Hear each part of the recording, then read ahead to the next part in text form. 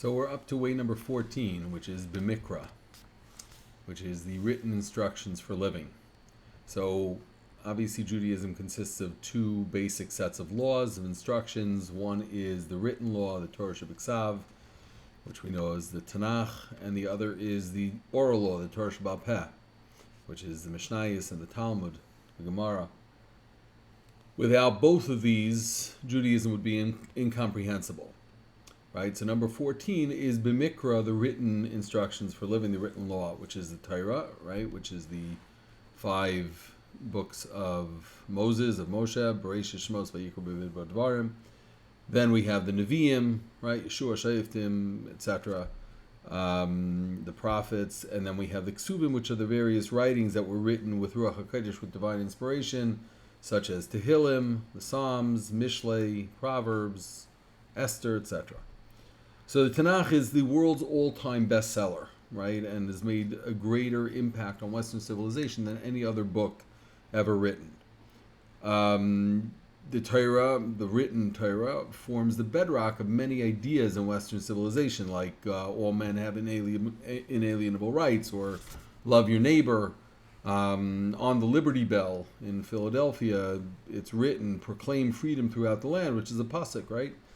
John Adams, the second president of the United States, and I'll quote this, wrote, I will insist that the Hebrews have contributed more to civilized men than any other nation. If I was an atheist and believed in blind eternal fate, I should still believe that fate had ordained the Jews to be the most essential instrument for civilizing the nations. They are the most glorious nation that ever inhabited this earth. The Romans and their empire were but a bubble in comparison to the Jews. They have given religion to 3/4 of the globe and have influenced the affairs of mankind more and more happily than any other nation, ancient or modern. So, our most essential instrument for civilizing the world is the Torah. And almost half the world, right? Christians, there's 2 billion of them. Muslims, there's 2 billion of them. Accept the idea that the Torah was given to the Jews and base their religions off of the Torah. So number 1 of the Mikra is intergalactic communication. So imagine that after decades of searching for extraterrestrial life, NASA received a message from outer space. 20 pages of some foreign text. So every university and leading scientist in the world would clamor to get a hold of the text and be granted the privilege of working on deciphering its meanings. The world would be transfixed, right? Yearning to understand every word. So the Torah is the word of the infinite creator of the cosmos, right? Communicated to the Jewish people at Har Sinai 3,300 plus years ago. There's nothing more fascinating to study. Chazal tell us, our sages tell us, that Histaka baraisu bara alma, that Hashem looked into the Torah to create the world. So effectively, the Torah is the blueprint for the world. So recognize that there's nothing irrelevant or extraneous in the Torah.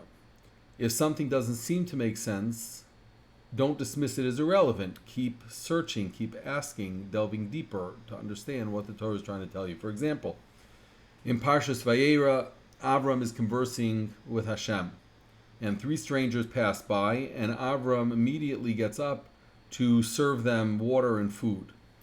So why would Avram stop talking to God? He's having a prophetic encounter with the master of the universe, and he says, pardon me, God, I've got to take care of some guests. Right? Even an atheist would understand that having a conversation with God is about the ultimate experience that there could be. So our sages learn in the Gemara a profound lesson from this incident, that it's greater to be hospitable to guests than it is to converse with God. Why is that? Because as great as talking to God is, being like God is even greater. So what does it mean to be like God? So to recognize that the world is one big hospitality inn. Therefore, when you assume the role of host, you are serving your fellow man and you're acting like God. So respect the text of the Torah, make the effort to study it and resolve its difficulties, because doing so you'll discover the hidden gems. Number 2 of this is to recognize that the time is now. So A of this is the first sentence that we teach a child is Torah tziva lanu Moshe Marasha Kihilas Yaakov. right? The Torah was commanded to us by Moshe, and it's the inheritance of every Jew. So the critical lesson here is that it's not the exclusive domain of the priestly class, which is what other religions have felt for many centuries. For us, we believe that it is every Jew's inheritance to understand, learn, and internalize the Torah. So B of this is, do not say, Hillel said, right? Don't say, Kisha efne eshne, when I have free time, I'll learn. Recognize that perhaps you'll never have the time. So carve out time now and make it a priority. So C of this is, after learning a piece of Torah, organize it so that it's at your fingertips. For instance, the 5 books of Moshe, the 5 books of Moses, have 54 weekly portions and 669 paragraphs. Find a way to capture just an idea from these and create a system whereby you can recall the wisdom that you learned from it. D of this is, a lot of people use the excuse of, I'm too old to start learning now.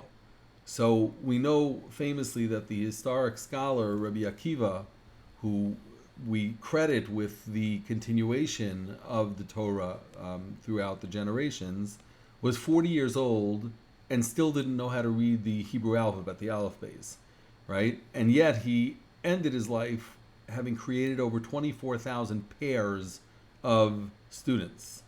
So don't think that you've kind of passed your prime in terms of your ability to learn. So E of this is that many people feel that, well, I'm not smart enough to become a great Torah scholar. I don't have the time to devote to it, right? So recognize that every drop of Torah is precious and provides eternal benefit for you, and therefore take the time, devote the energy, even if you can't be the ultimate scholar. And finally, F of this is that the Mishnah teaches us that Ben Bagbag said, Hafeich ba v'hafeich ba dekula ba. Turn it over and over because everything is in it. So the idea is that it's not a history book, it's not a physics book, it's not a story book. Rather, it's what we call Toras Chaim, right? Instructions for living. Every word, every phrase contains a message about how to maximize true pleasure in life. So some applied wisdom for this is, first, take on to be Maver Sedra, to read the Torah portion every week so that you complete the entire Torah, and try to even add Tanakh to that so that you get the Nevi'im, the prophets, and the Ksuvim, the other writings in as well, so you can at least conquer the written Torah from end to end. Number 2 of applied wisdom is make Torah learning a part of your daily life. Small time, small parts, but make it a part of your daily life. And then finally, when you have a big existential question, try and find a way that the Torah can inform you on it. And if you don't find it on your own, ask a rabbi for some help.